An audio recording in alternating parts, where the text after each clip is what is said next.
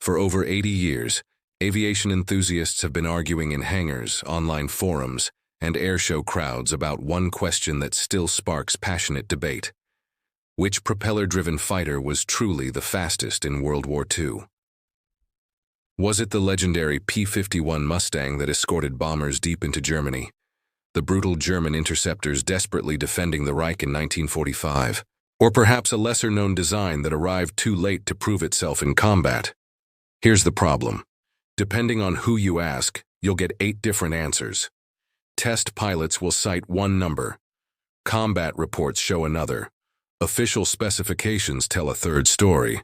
And then there's the aircraft that was fastest on paper, but never fired a shot in anger.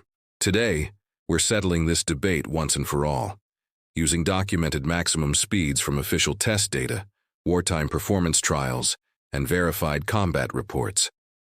But here's what makes this story fascinating. The race for speed in World War II wasn't just about engineering bragging rights. Every mile per hour represented life or death. The difference between catching an enemy bomber before it reached your city, the margin between escaping superior numbers or being shot down, the advantage that kept you alive to fight another day. This is History of World War II. I'm your host, and today we're counting down the 8 fastest propeller fighters that actually flew in combat during humanity's most devastating conflict, revealing why the desperate race for speed pushed aviation technology further in 6 years than it had advanced in the previous 40.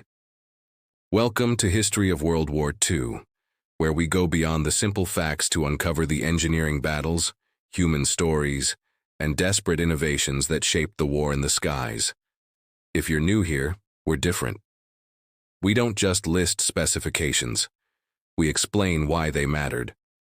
We don't just name aircraft. We tell you about the pilots who flew them and the engineers who built them under impossible pressure. To our existing subscribers, thank you for being part of this community. Your insights, your family stories, and your passion for getting history right make these videos better. You're preserving history just by being here. And if you're just discovering this channel, hit that subscribe button now. We've got more deep dives coming that will change how you think about World War II aviation. Now, let's talk about speed. Why speed became everything.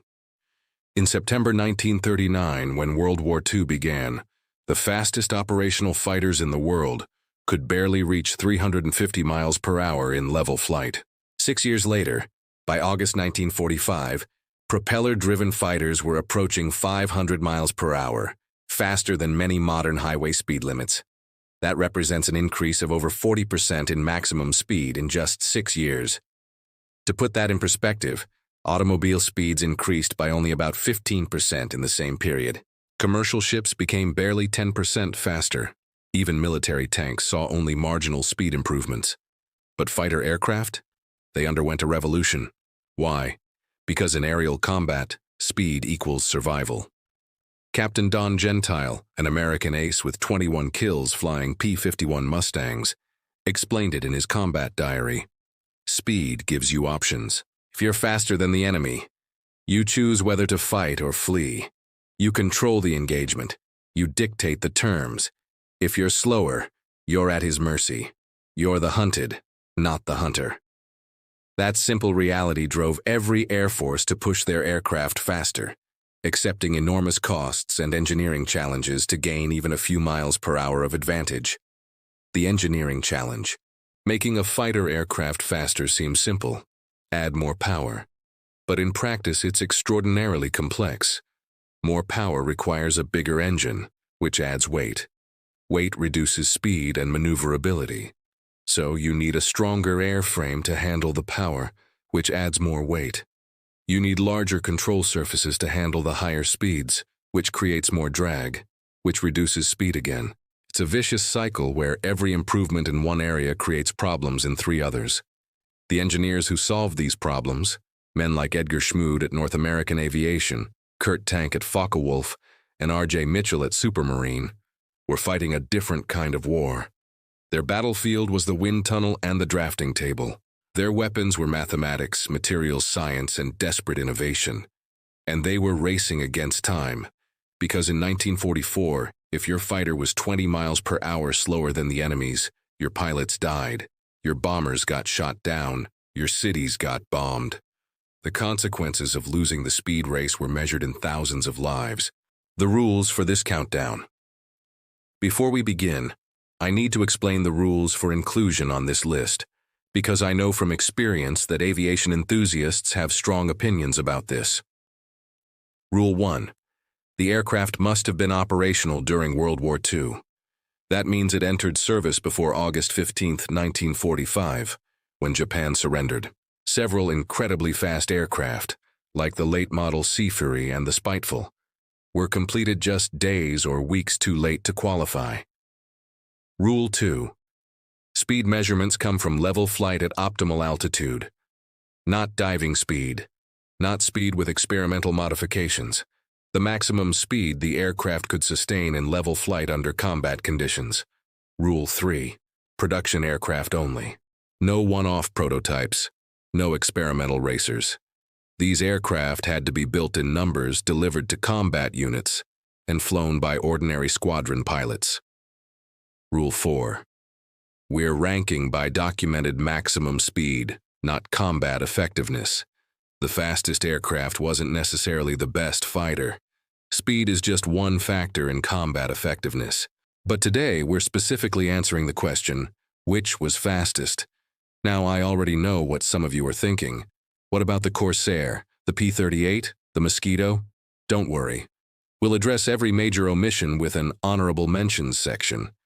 But first, let's count down from number 8 to the ultimate speed king of World War II. Number 8.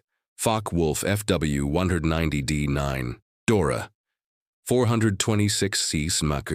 Our countdown begins with Germany's Focke-Wulf FW-190D9, reaching a maximum speed of 426 miles per hour. To understand why the D9 matters, you need to understand what came before it. When the original FW-190A series entered combat in September 1941, it shocked the Royal Air Force. British pilots flying Spitfire Mark Fisters, at that time considered the finest fighter in the world, suddenly found themselves outclassed. The FW-190A was faster at low altitude, rolled faster, dove faster, and carried heavier armament. For nearly a year, it dominated the skies over France and the English Channel. RAF pilots called it the Butcher Bird because it slaughtered Spitfires with brutal efficiency. But the original FW-190 had a limitation. Its BMW 801 radial engine struggled at high altitude. Above 20,000 feet, performance dropped off dramatically. By 1943, American bombers were flying at 25,000 to 30,000 feet, safely above the FW-190A's effective ceiling. Germany needed a high-altitude interceptor based on the proven FW-190 airframe. Kurt Tank's solution. Kurt Tank, the chief designer at Focke-Wulf, proposed a radical modification.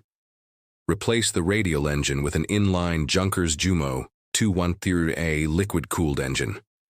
This wasn't a simple swap.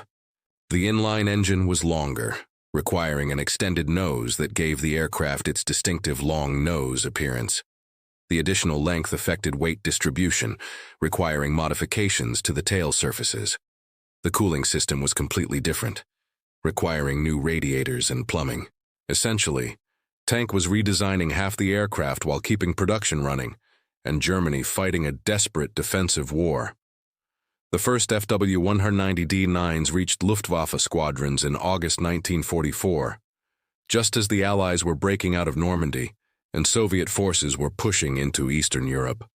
Combat performance. Oberstleutnant Hans-Günther von Kornatzky commanded JG-26, one of the first units to receive the Dora 9. His initial assessment, filed in September 1944, was enthusiastic.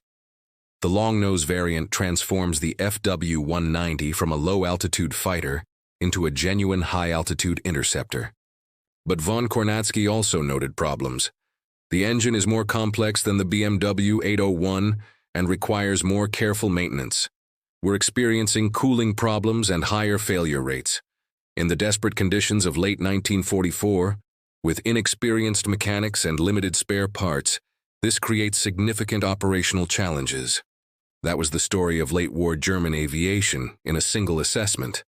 Outstanding design, crippled by collapsing infrastructure.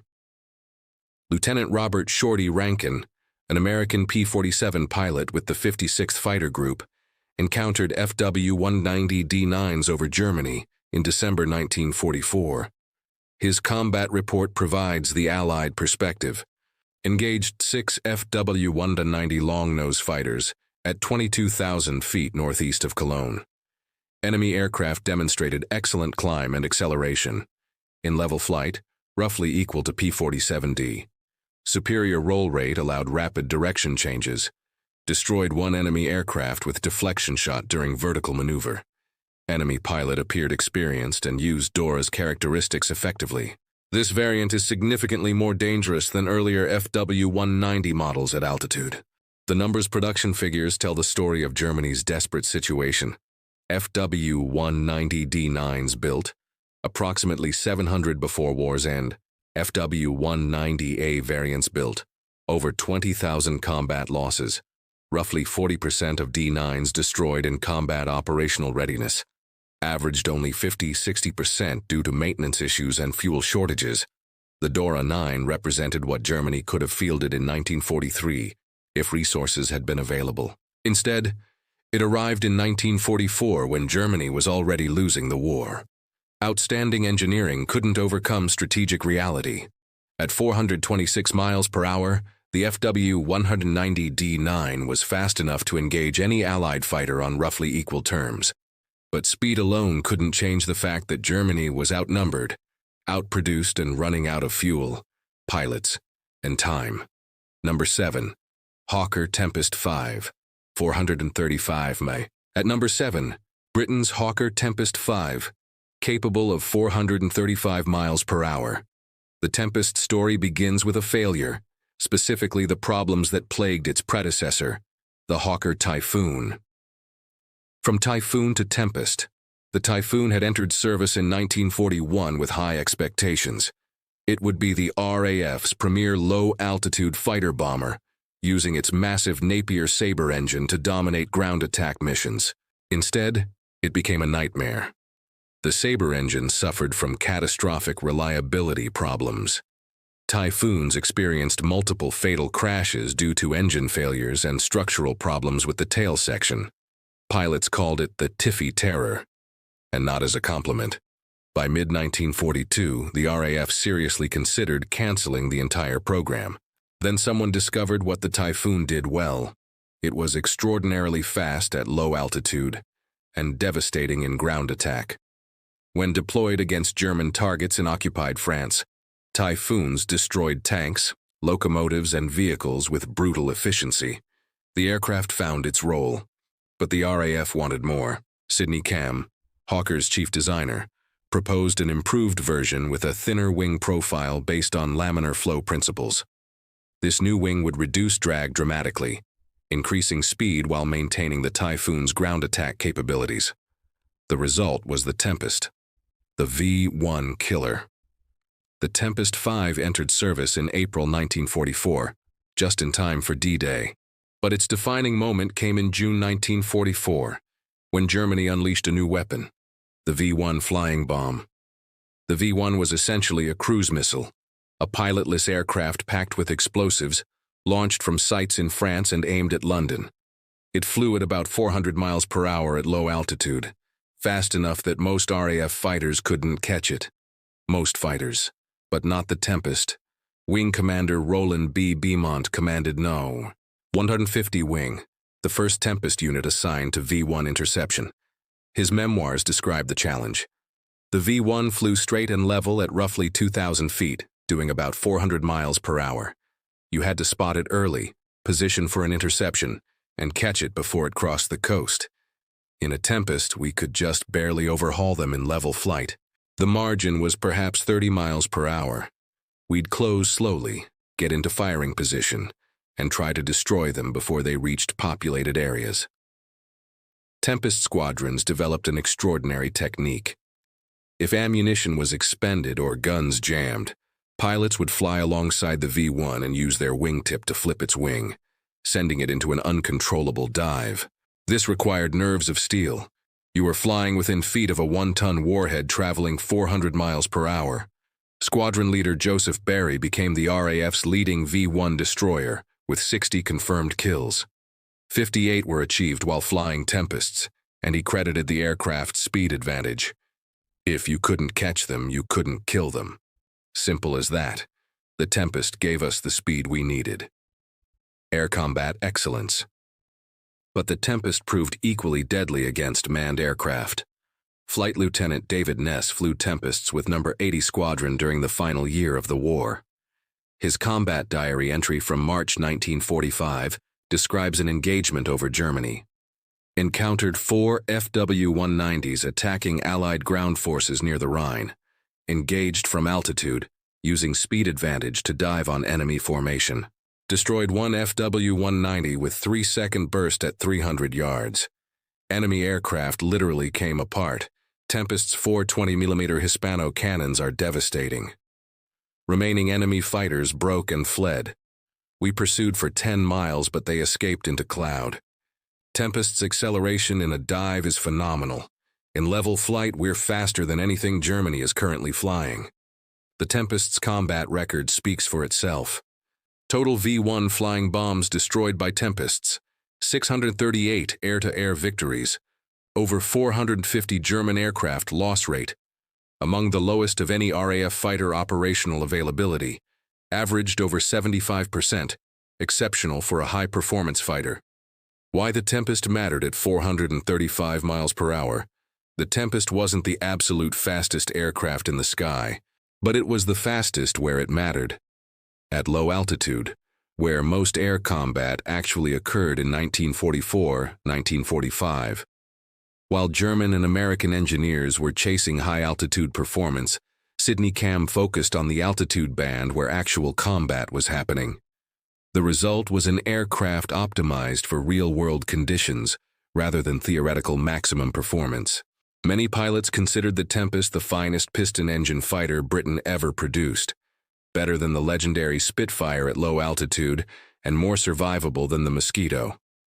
After the war, test pilot Roland Beaumont wrote, "The Tempest 5 combined speed, firepower, and handling in proportions that made it the most effective low-altitude fighter of the war. If I had to choose one aircraft to take into combat, knowing I'd face anything the enemy could throw at me below 15,000 feet, I'd choose the Tempest, without hesitation." High praise from a man who'd flown everything from Hurricanes to early jets. Before we continue to the top 6 fastest fighters, I'd love to know, where are you watching from, and which aircraft do you think will take the number 1 spot? Drop your predictions in the comments below. And if you're enjoying this countdown, if you're learning something or seeing these aircraft in a new way, hit that like button. It genuinely helps other aviation enthusiasts discover this content. We've got 5 more aircraft to cover, and each one pushed the boundaries of what was possible with piston engines and propellers. The engineering gets more desperate, the speeds get higher, and the stories get more dramatic. Let's continue. Number 6. Supermarine Spitfire. Mark 14th, 446 mph. At number 6, the legendary Supermarine Spitfire Mark 14th, reaching 446 miles per hour. A full 100 miles per hour faster than the Spitfires that fought in the Battle of Britain just 4 years earlier. The evolution of an icon. The Spitfire's story is one of continuous evolution. R.J. Mitchell's original 1936 design was brilliant, but it was also just the beginning. Between 1936 and 1945, Supermarine produced over 20 different major variants of the Spitfire, each improving on the last. Engineers strengthened the airframe, increased firepower, improved high-altitude performance, and most importantly, kept installing more powerful engines. The Spitfire that fought in 1940 had a Rolls-Royce Merlin engine producing about 1,000 horsepower. By 1943, Supermarine was installing Rolls-Royce Griffon engines producing over 2,000 horsepower, double the power in essentially the same airframe. That sounds impossible, and in some ways, it was. Jeffrey Quill, Supermarine's chief test pilot, described the challenge. Every time we increased engine power, we had to redesign half the aircraft. More power meant more torque, requiring larger tail surfaces. Higher speeds meant stronger wing structures. The landing gear had to be reinforced for higher landing weights. The cooling system needed more capacity. By the Mark 14th, we were designing a fundamentally different aircraft that just happened to look like a Spitfire. The Griffin Revolution. The Rolls-Royce Griffin engine was a beast, larger, heavier, and more powerful than the Merlin. It transformed the Spitfire's character completely. Early Merlin-powered Spitfires were light, nimble, and relatively easy to fly. They could outturn almost anything in the sky. The Griffin Spitfires were completely different animals. They were heavier, faster, and far more powerful. The massive torque from the Griffin meant the aircraft wanted to roll violently on takeoff. Pilots had to apply heavy rudder pressure just to keep it straight. But in combat, the Griffin Spitfires were devastating. Wing Commander Johnny Johnson, the RAF's top-scoring ace with 34 kills, transitioned to Spitfire Mark 13s in 1944. His assessment was enthusiastic. The Mark 14th is not your grandfather's Spitfire. It's a completely different machine. Heavier, faster, more powerful. The acceleration is shocking. You open the throttle and the aircraft leaps forward like a scalded cat. In a dive, you can exceed 450 miles per hour, which is actually dangerous. The controls become extremely heavy, and you risk structural damage. But that speed and power make it deadly effective against German jets and late-model fighters. Hunting the Messerschmitt 262. One of the Mark 13's most important roles was intercepting Germany's Messerschmitt Me 262 jet fighter, the world's first operational jet fighter, capable of speeds exceeding 500 miles per hour. On paper, the Me 262 was untouchable.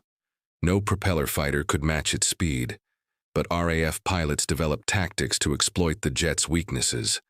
The Me 262 was fast in straight-line flight, but slow to accelerate and vulnerable during takeoff and landing.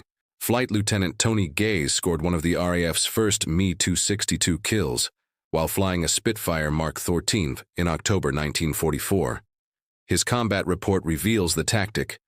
Observed Me 262 jet fighter on landing approach to airfield near Akmer.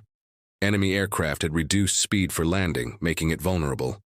Positioned for attack during final approach.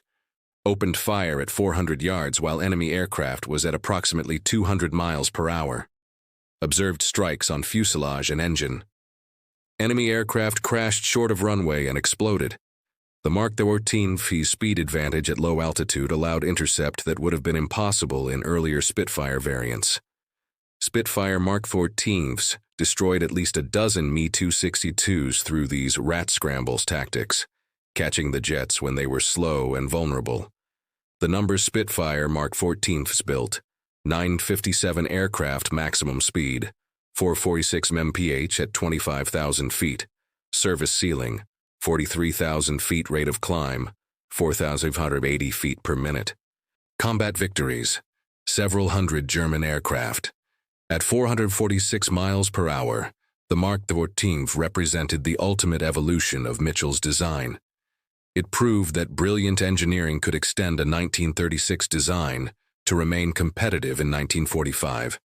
8 years later, in an era when aircraft designs typically became obsolete in 24 to 36 months, the Mark 14 wasn't just fast, it was proof that continuous improvement and brilliant engineering could keep pace with brand new designs. Number 5.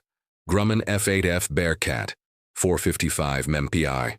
At number 5, America's Grumman F-8F Bearcat, capable of 455 miles per hour, the ultimate lightweight carrier fighter.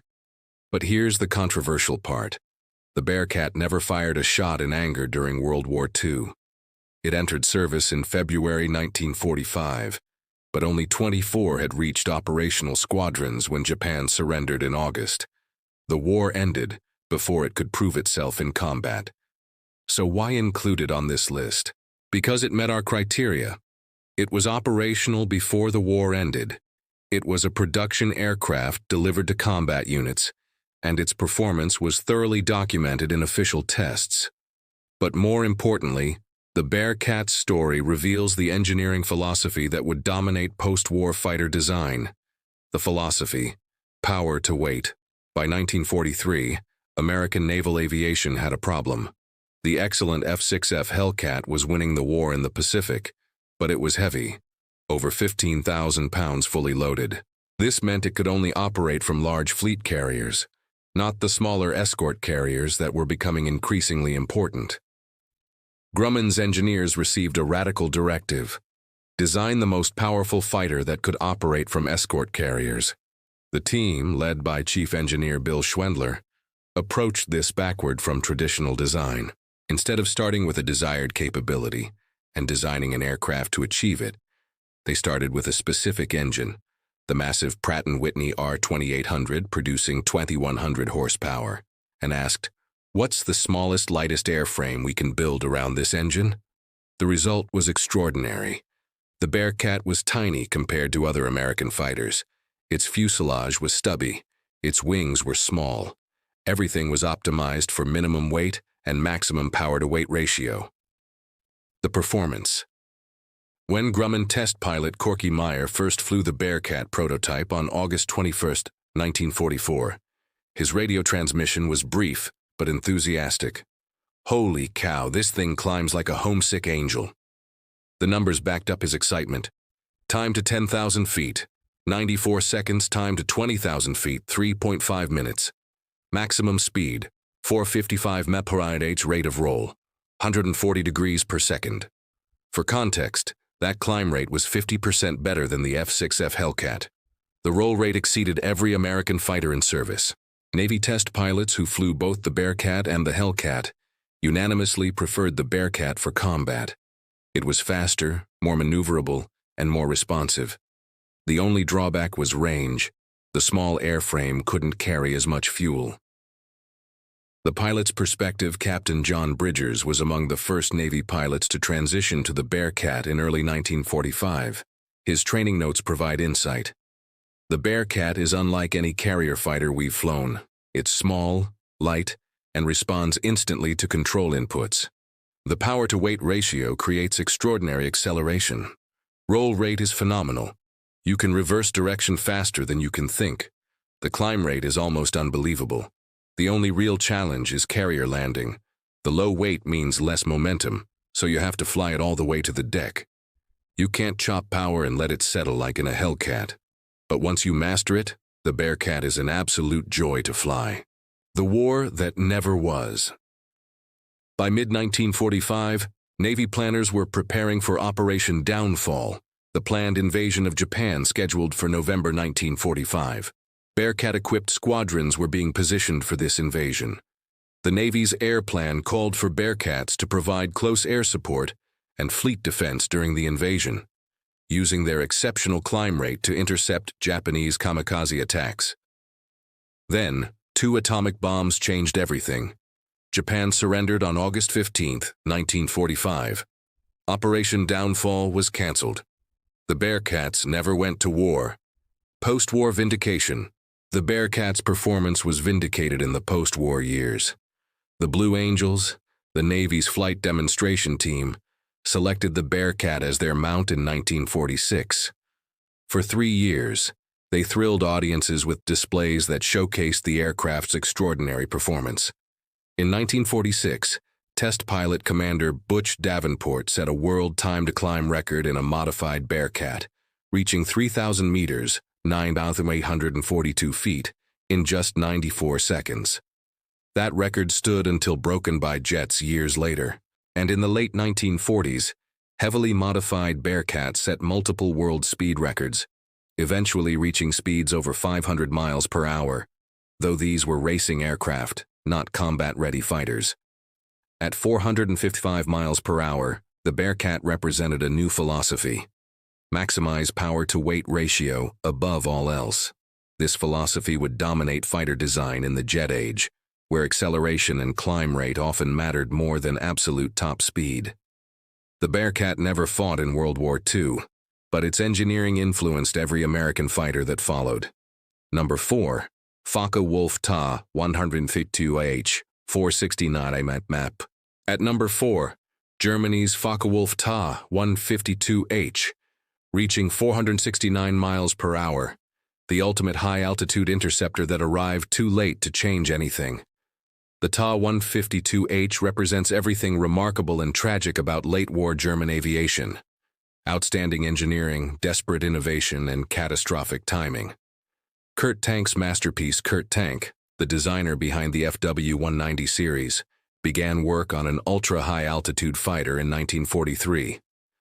The strategic situation was clear. American and British bombers were flying at 25,000 to 30,000 feet, above the effective ceiling of most German fighters. Luftwaffe pilots were dying trying to intercept these bombers with aircraft that struggled to reach operational altitude. Germany needed a fighter optimized for extreme altitude. Tank's solution was elegant. Take the proven FW-190 design, extend the wingspan for better high-altitude performance, add a pressurized cockpit, and install the most powerful high-altitude engine available, the Junkers Jumo 213E with a two-stage supercharger. The result was the Ta 152H, H standing for Höhe, altitude. The engineering. The Ta 152H's design reveals the desperation and brilliance of late-war German engineering. The wingspan was extended to nearly 48 feet, almost 50% longer than the standard FW-190, to improve lift at altitude. Larger wings meant more lift in thin air, better climb rate, and better maneuverability above 30,000 feet. The pressurized cockpit was essential. At 40,000 feet, atmospheric pressure is less than 3 psi, too low for human survival without pressurization. Pressurized cockpit meant pilots could fight effectively at altitudes where Allied pilots were gasping for oxygen and suffering from hypoxia. The Jumo 213E engine, with its two-stage supercharger, maintained power output at altitudes where other engines were starved for air. On paper, the Ta 152H was unbeatable above 35,000 feet. Too late. But the Ta 152H's timing was catastrophic. The first prototype didn't fly until July 1944.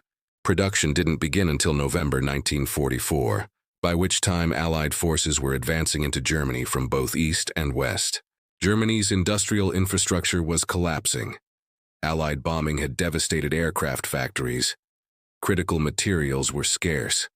Skilled workers had been drafted into the Wehrmacht. The Luftwaffe was running out of fuel. In this chaos, trying to introduce a complex high-performance fighter was nearly impossible. Perhaps 150 Ta 152Hs were completed before war's end. Most never reached combat units.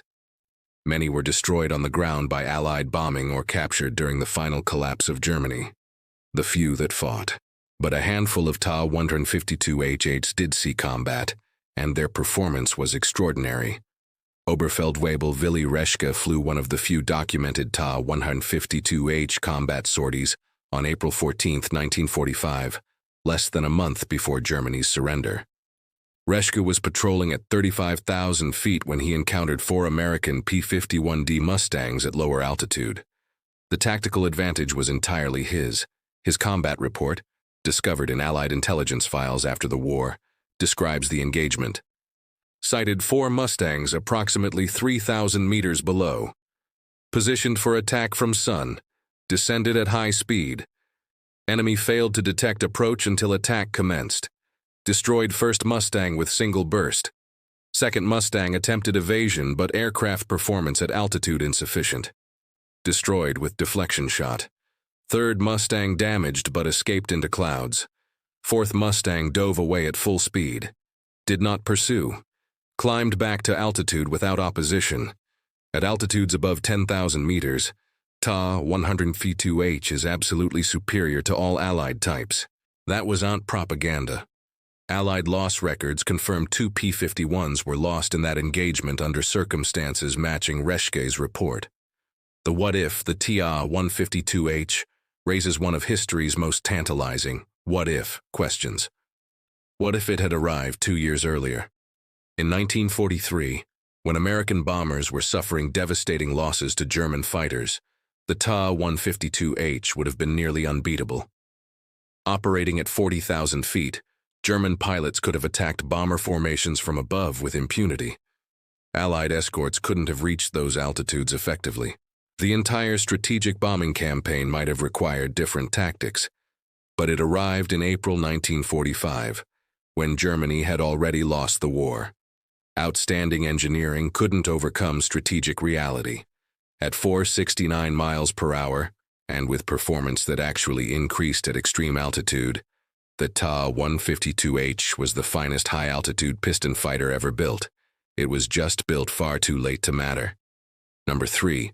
Republic P-47M Thunderbolt, 472 mph. At number 3, the Republic P-47M Thunderbolt, capable of 472 miles per hour, the ultimate evolution of the aircraft pilots called the Jug. The P-47M represents American engineering at its most focused. Take an already excellent fighter, optimize it for one specific mission, and push performance to the absolute limit regardless of cost or complexity. The mission: kill the jets.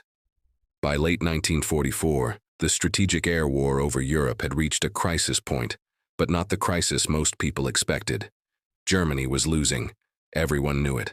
Allied bombers were destroying German industrial capacity faster than it could be rebuilt. Fighter escort was effective. The Luftwaffe was running out of fuel and pilots. But Germany had introduced something new: jet fighters. The Messerschmitt Me 262 could reach speeds over 500 miles per hour, 100 miles per hour faster than any Allied propeller fighter. When Me 262s attacked bomber formations, conventional fighters couldn't catch them in level flight. The 56th Fighter Group, the highest-scoring fighter group in the 8th Air Force, sent an urgent request to Republic Aviation. "We need a faster Thunderbolt. We're facing jets and can't catch them. Give us more speed." Republic's response was the P-47M. And the engineering. The P-47M wasn't a new design. It was a P-47D with everything optimized for maximum speed. The modifications included modified Pratt & Whitney R2857 engine with improved turbocharger water injection system for emergency power, adding 300 horsepower for short bursts. Revised cowling and cooling system to reduce drag weight reduction through removal of unnecessary equipment, strengthened airframe to handle higher speeds. The result was a Thunderbolt that could reach 472 miles per hour, over 50 miles per hour faster than the standard P-47D. But this performance came with a price. The problems. When the first P-47Ms reached the 56th Fighter Group in December 1944, pilots were initially thrilled. The performance was everything promised. Then engines started failing. The highly tuned power plant was temperamental. It required perfect fuel mixture, precise throttle management, and meticulous maintenance. The turbocharger system was prone to failures. The water injection system had to be used carefully to avoid engine damage. Lieutenant Colonel Francis Gabby Gabreski, commanding officer of the 56th Fighter Group, and America's top-scoring ace in Europe with 28 kills, described the problem in a January 1945 report. The P-47M delivers outstanding performance when everything works correctly. Maximum speed exceeds anything we've previously flown. Acceleration with water injection is phenomenal. But reliability is poor. Engine failures are occurring at unacceptable rates. We've had 3 forced landings due to engine problems in the past week. Until these issues are resolved, I cannot recommend the M model for operational use. The entire P-47M fleet was grounded for nearly a month, while Republic engineers worked frantically to identify and fix the problems. The fix and the results. By February 1945, Republic had isolated the problems: contaminated fuel, improper maintenance procedures, and overly aggressive use of water injection. Once these issues were addressed, the P-47M proved devastating. Captain Raymond Weitzman flew P-47Ms with the 63rd Fighter Squadron starting in March 1945. His combat diary entries reveal the aircraft's effectiveness. March 15, 1945.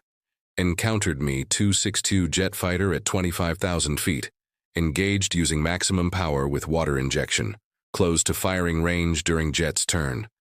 Enemy aircraft accelerated away at speeds we could not match in level flight, but during maneuvering we were competitive. The M model's speed and acceleration are leagues beyond the standard Jug. This gives us a fighting chance against jets, which the D model simply doesn't provide. Between March and May 1945, P-47M pilots destroyed multiple Me-262s and Arado R-234 jet bombers, aircraft that earlier Thunderbolt variants couldn't catch.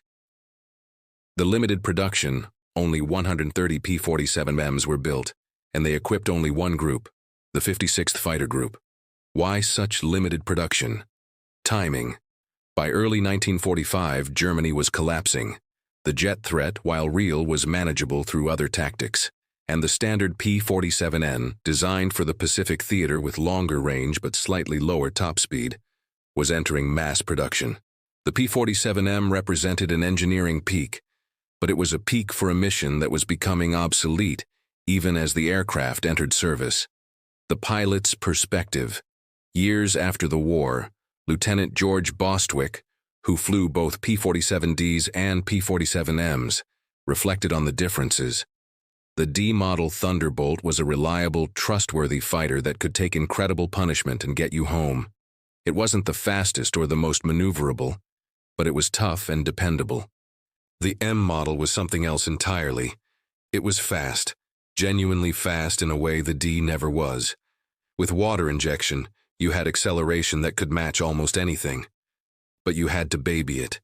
You couldn't just firewall the throttle and ignore the engine parameters like you could in a D. The M demanded attention and skill. In experienced hands, it was the finest Thunderbolt ever built, but it wasn't forgiving of mistakes. At 472 miles per hour, the P-47M proved that even a large, heavy fighter could be pushed to extraordinary speeds with enough engineering focus and engine power. It represented the absolute limit of what could be achieved with the basic P-47 design. But more importantly, it showed that specialized variants optimized for specific missions could outperform general-purpose designs, a lesson that would influence American fighter development in the jet age. Number 2. Dornier Do 335 File Aero 474 MPI. At number 2, Germany's extraordinary Dornier Do 335 File, reaching 474 miles per hour, the fastest piston-powered fighter to actually fly during World War II.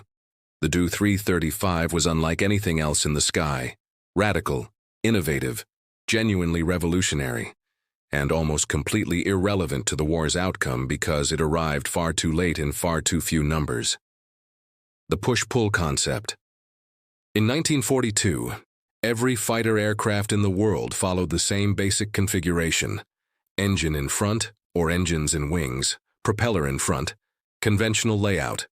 Dornier engineer Claudius Dornier asked a simple question: why? Twin-engine fighters were faster than single-engine fighters because they had more power, but they were also much less maneuverable because the wing-mounted engines created significant drag and reduced roll rate. What if you could get twin-engine power without the drag and maneuverability problems of wing-mounted engines? Dornier's solution was brilliant. Mount one engine in the nose driving a conventional propeller and mount a second engine in the rear fuselage driving a pusher propeller at the tail. Push-pull configuration, all the power of a twin-engine fighter, with the clean aerodynamics of a single-engine design. The engineering challenge. Making this concept work required solving extraordinary engineering problems. The rear engine sat directly behind the cockpit. If it caught fire or exploded, the pilot would be killed instantly. Dornier engineers installed a heavy firewall and designed elaborate cooling systems to minimize this risk. The rear propeller spun just inches behind the tail surfaces. Any failure, a broken blade, a loose spinner, would destroy the tail and kill the pilot. Dornier designed redundant safety systems and used the strongest materials available. The cockpit was positioned between two high-power engines. The noise and vibration were extreme. Dornier installed extensive soundproofing and vibration dampers, and most dramatically, the pilot had to eject through the rear propeller in an emergency. Think about that. Your aircraft is damaged, you need to bail out, and there's a spinning propeller directly behind you that will cut you to pieces if your timing is even slightly wrong. Dornier's solution was ingenious: explosive charges that would jettison the rear propeller and tail wheel before the pilot ejected. The pilot would pull the ejection handle. There would be 3 explosions in rapid sequence, and then he'd be blown clear of the aircraft. It worked in tests. Whether it would have worked reliably in combat, we'll never know. The performance. When the Do-335 first flew on October 26, 1943, its performance shocked even German test pilots accustomed to high-performance aircraft. Test pilot Wolfgang Opitz filed this assessment. The Do-335 is extraordinary. Maximum speed of 770 km per hour, 478 mph, has been verified at optimal altitude. Acceleration is exceptional. Climb rate exceeds all single-seat fighters currently in service. Dive characteristics are excellent. The aircraft feels stable and responsive despite unconventional configuration. However, engine management is complex. Maintaining cooling for both engines requires constant attention. Visibility is poor for the rear quarter due to fuselage configuration, and the emergency egress procedure is concerning. Pilots will require extensive training before this aircraft can be deployed operationally. Too little, too late. The Do-335's timeline reveals the collapse of German aircraft development. Initial design, 1942. First flight, October 1943. First production aircraft, late 1944. Combat deployment, never. Perhaps 37. Do-335s were completed before Germany surrendered. Most were destroyed on the ground during Allied bombing raids. A few were captured by Allied forces and shipped to America and Britain for evaluation. None saw genuine combat. Why such limited production? Germany's industrial capacity was collapsing. The Do-335 was complex and required specialized manufacturing. By 1944, Germany couldn't produce enough conventional fighters, let alone revolutionary new designs. Fuel shortages made testing difficult. Pilot training was rushed. The Luftwaffe desperately needed fighters immediately, not experimental designs that might be ready in 6 months. The Do-335 became an example of what German engineering could achieve, and how little that mattered when strategic reality favored the Allies. Allied evaluation after the war. Captured Do-335s were evaluated by American, British, and Soviet test pilots. Their assessments were uniformly impressed.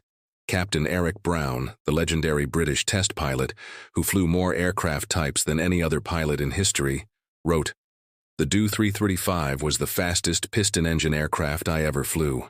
The speed and acceleration were genuinely impressive, superior to any propeller fighter the Allies had developed.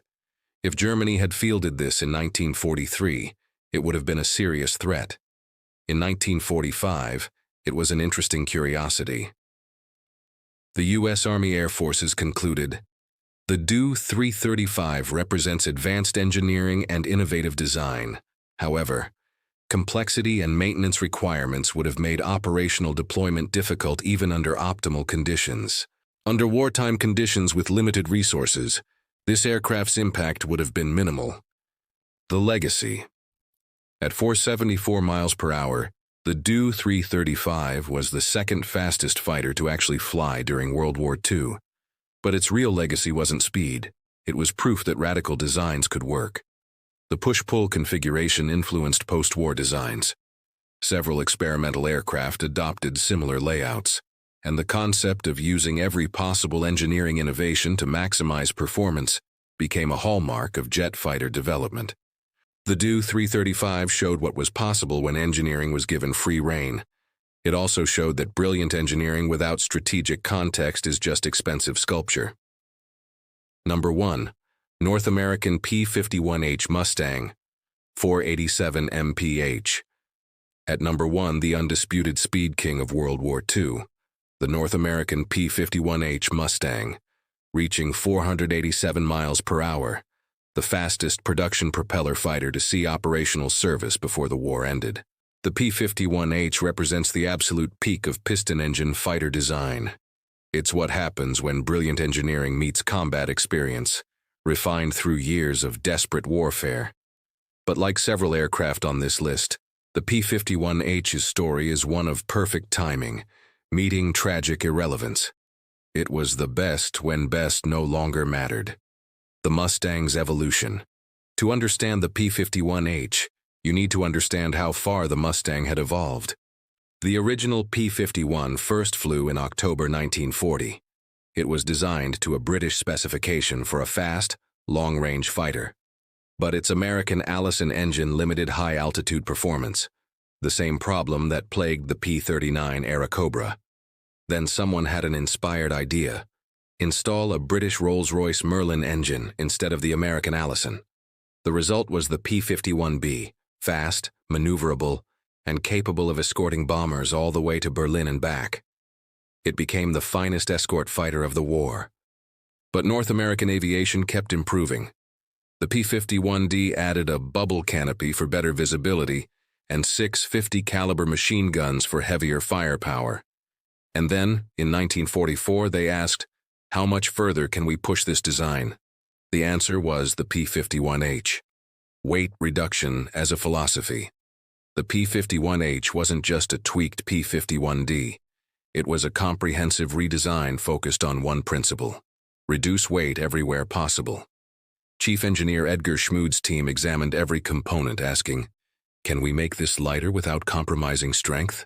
The fuselage was redesigned with a lower rear deck, improving aerodynamics and saving weight. The vertical tail was enlarged for better control but built with lighter structure. The landing gear was strengthened, but constructed from lighter alloys. Every structural member was analyzed and optimized. Non-essential equipment was deleted. The radio equipment was simplified. Armor protection was reduced slightly in non-critical areas. The result, the P-51H weighed 1,500 pounds less than a fully loaded P-51D, yet retained full combat capability. The engine. The P-51H used the Packard V1659, the American-built version of the Rolls-Royce Merlin, with water injection for emergency power. This engine could produce up to 2,218 horsepower for short periods, significantly more than earlier Merlin variants. Combined with the weight reduction, this created extraordinary performance. The performance. When test pilot Bob Chilton first flew the P-51H prototype on February 3, 1945, his radio transmission was succinct. This is definitely not your standard Mustang. The flight test report expanded on that assessment. The P-51H demonstrates performance significantly exceeding all previous Mustang variants. Maximum speed of 487 miles per hour has been achieved at 25,000 feet. Rate of climb is 5,500 feet per minute, 50% better than P-51D. Roll rate has increased dramatically due to weight reduction. Control response is immediate and precise. The aircraft feels lighter and more responsive than any previous Mustang, while retaining the long range and firepower that made the type successful. The pilot's prospective major, George Preddy Jr., was America's top-scoring Mustang ace with 26.83 kills. The 83 came from shared victories. He died in December 1944, killed by friendly fire during a ground attack mission before he could fly the P-51H. But other aces did fly it, and their assessments were enthusiastic. Colonel Clarence "Bud" Anderson, with 1625 kills in P-51s, later wrote, "The H model was the finest Mustang ever built. It was faster, climbed better, and maneuvered more nimbly than any previous variant. The weight reduction transformed the aircraft's handling. It was more responsive, more forgiving, and easier to fly. If I'd had the P-51H in 1944 instead of the D model, I'd probably have scored 10 more victories just from the performance advantage." Combat That Never Happened production began in February 1945. By VJ Day in August, 555 P-51Hs had been delivered. They arrived too late for combat in Europe. Germany surrendered in May 1945 before P-51Hs reached operational units. Some were shipped to the Pacific for Operation Downfall, the planned invasion of Japan. They would have escorted B-29 bombers and provided close air support during the invasion. But Japan surrendered in August. The invasion was canceled. The P-51H never saw combat. Post-war service. The P-51H did see extensive post-war service with the Air National Guard, where it was beloved by pilots for its handling and performance. And in the late 1940s, P-51Hs set multiple speed records. A modified P-51H reached speeds over 500 miles per hour in level flight, though this required modifications beyond standard combat configuration. Why the P-51H deserves number 1. Some aviation enthusiasts argue that the Do-335 should be number 1 since it reached 474 mph and could theoretically go faster. But the P-51H wins on 3 counts. First, it was faster. Documented performance tests showed 487 mph in level flight at optimal altitude. Second, it was operational. The P-51H equipped multiple squadrons and was ready for combat.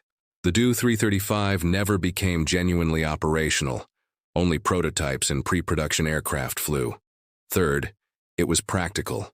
The P-51H could be mass-produced, maintained by ordinary mechanics, and flown by average squadron pilots. The Do-335 required specialized maintenance and pilot training. Speed alone doesn't determine the fastest fighter. Speed that can actually be used in combat operations matters. At 487 miles per hour, the P-51H was the fastest propeller fighter that was actually ready to fight when World War II ended. The symbolic meaning. But the P-51H means something beyond just speed. It represents the absolute pinnacle of piston engine technology, the limit of what could be achieved with propellers, pistons, and gasoline. Within 3 years, jet fighters would make every propeller fighter obsolete. The P-80 Shooting Star could exceed 580 miles per hour. The F-86 Sabre would reach 680 miles per hour. The P-51H marked the end of an era. It was the ultimate expression of 40 years of aviation progress, from the Wright Flyer to the most sophisticated piston fighter ever built. And it represented the moment when engineers had pushed that technology as far as it could go. The P-51H was the fastest because it was the last, the final evolution before everything changed. The aircraft we didn't include. Before we conclude, I know many of you are thinking, what about the Corsair, the P-38, the Mosquito, the Sea Fury? You're absolutely right to ask. These aircraft deserve recognition, so let's discuss the honorable mentions. Fast fighters that just missed the top 8 for various reasons. F-4U-4 Corsair, 446 mph. The Vought F-4U Corsair was one of the most successful fighters in the Pacific, with over 2,140 aerial victories. The F-4U-4 variant could reach 446 miles per hour, exactly the same speed as the Spitfire Mark 13th. Why didn't it make our list? It's tied for 6th place by speed, but we had to choose one aircraft for each position. The Spitfire Mark 13th reached operational status earlier and had more documented combat, so it took the spot. But make no mistake, the F-4U-4 Corsair was every bit as fast and arguably more versatile, serving as a fighter, fighter-bomber, and night fighter with distinction. P-38 Lightning, 414 mph. The Lockheed P-38. Lightning was fast, but not fast enough for this particular list. At 414 miles per hour, it was slower than every aircraft in our top 8. However, the P-38 deserves recognition for different reasons. It was the aircraft that America's top 2 aces, Richard Bong, 40 kills, and Thomas Maguire, 38 kills, flew to victory in the Pacific.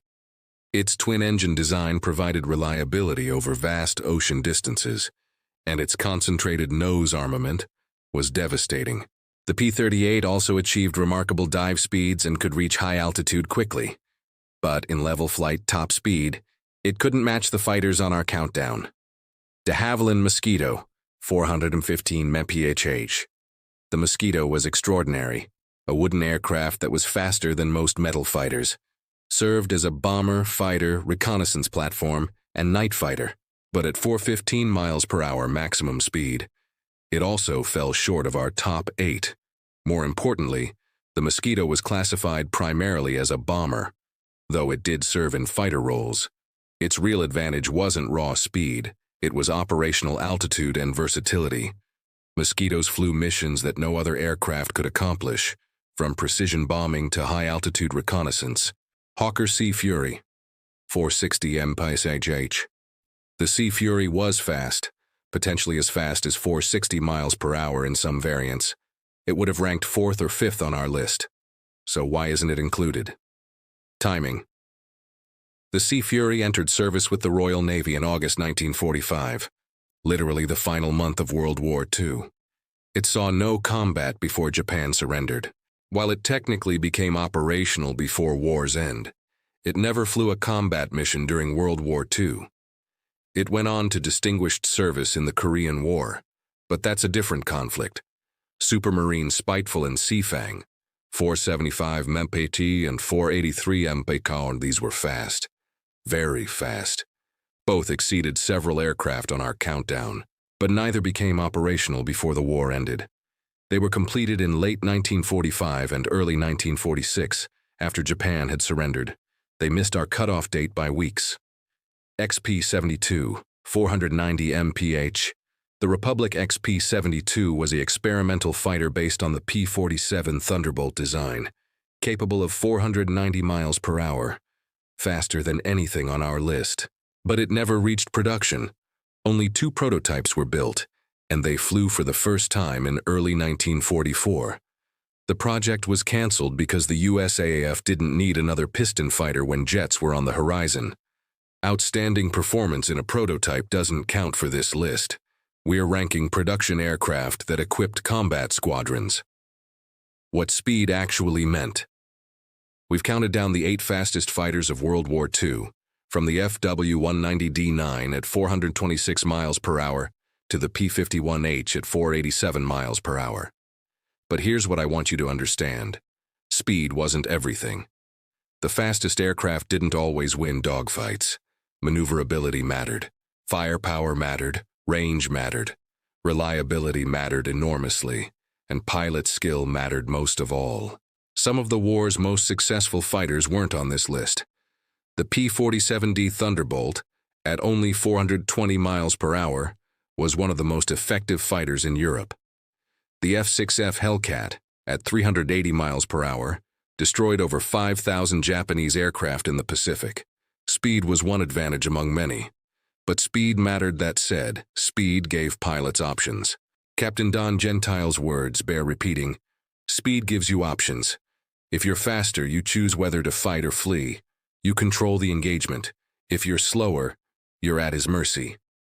The pilots flying the aircraft on our countdown had an advantage that slower aircraft lacked. They could engage when conditions favored them, and escape when conditions did not. That advantage saved lives. The engineering achievement.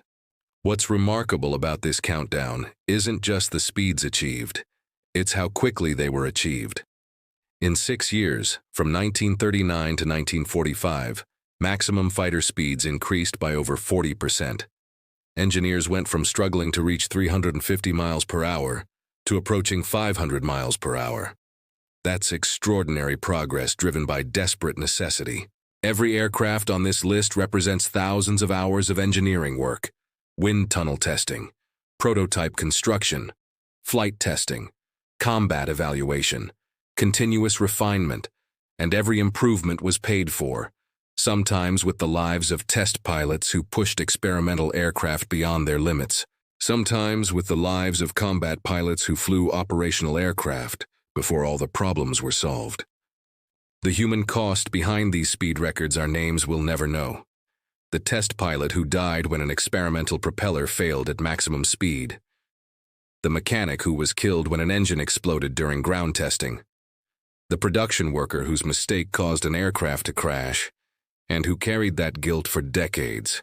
The combat pilot who pushed his engine too hard trying to catch an enemy bomber, suffered an engine failure, and died in the crash. Speed came at a cost, and that cost was measured in human lives. The legacy within 3 years of World War II's end, Every aircraft on this countdown was obsolete. Jets could fly 100 miles per hour faster while carrying heavier weapons and more fuel. The technology that had driven aviation for 40 years, piston engines and propellers, had reached its limit. The P-51H, the fastest of them all, represented both the peak and the end of piston engine fighter development. But the lessons learned building these aircraft weren't wasted. Engineers who struggled to reduce drag on the P-51H applied those lessons to jet fighter design. The weight reduction techniques pioneered on the F-8F Bearcat influenced lightweight fighter design for decades. The high-altitude optimization developed for the TA-152H shaped how jets were designed for extreme altitude. Every innovation, every refinement, every lesson learned from pushing piston fighters to their limits was carried forward into the jet age. The debate continues. Even with this countdown, aviation enthusiasts will continue arguing about which fighter was truly fastest. Some will point to experimental variants that were faster, but never saw service. Others will argue that dive speed matters more than level flight speed. Still others will debate whether aircraft that entered service in the war's final days should really count. These debates are part of what makes aviation history fascinating. There's no single right answer, because the question itself is more complex than it appears. But based on documented maximum speeds in level flight for production aircraft that became operational before August 15, 1945, the ranking stands. From the FW-190D9's 426 miles per hour to the P-51H's 487 miles per hour, these were the 8 fastest propeller fighters of World War II. What this means: these aircraft represent more than just speed records. They represent human achievement under the most desperate circumstances imaginable. They represent engineers working 18-hour days to solve impossible problems, test pilots risking their lives to push aircraft to their limits, production workers maintaining quality while being bombed, combat pilots who took these machines into battle and survived to tell their stories. The race for speed in World War II pushed aviation technology further and faster than any peacetime development program could have achieved. And the aircraft that emerged from that desperate competition were masterpieces, the absolute pinnacle of piston engine design. Thank you for joining us on History of World War II for this countdown of the fastest fighters of World War II. I'd love to hear your thoughts. Did this ranking surprise you? Do you think a different aircraft deserves a spot on this list? And most importantly, do you have connections to any of these aircraft? Family members who flew them? Relatives who built them? Stories passed down through generations? Drop your thoughts in the comments below. Some of the best history comes from viewers sharing family stories and personal connections to these aircraft. If you enjoyed this deep dive into World War II aviation, hit that like button. It genuinely helps other aviation enthusiasts discover this content. And if you're not already subscribed, subscribe now. We've got more countdowns, more engineering stories, and more forgotten history coming. To our existing subscribers, thank you for being part of this community. Your engagement, your corrections when we get something wrong, and your passion for getting history right, that's what makes this channel work. The next video is already in production, and it's about a weapon system that everyone thought was obsolete, but turned out to be decisive. You won't want to miss it. Until then, remember, history isn't just about what happened. It's about understanding why it mattered and what we learned from it. I'll see you in the next one.